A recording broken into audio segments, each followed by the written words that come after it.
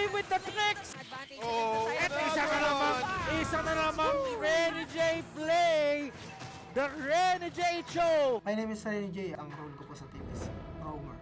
Gusto ko patunayan na kaya ko rin kung ano yung mga nagawa nila dati. Gusto ko mag-iwan ng legacy na bago ko sana umalis makuha ko yung champion, tapos yan. Ma-inspire ko yung mga tao na tumahay sa akin. Oh, and Renny J again! Revenge into rage! Pero parang nakagawa pa ng TikTok play!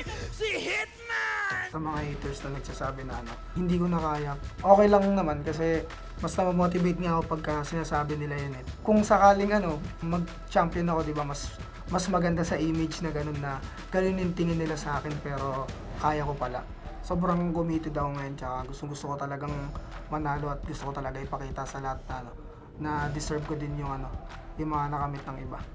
Matagal na rin ako sa MPL eh. Ilang seasons na rin ako eh.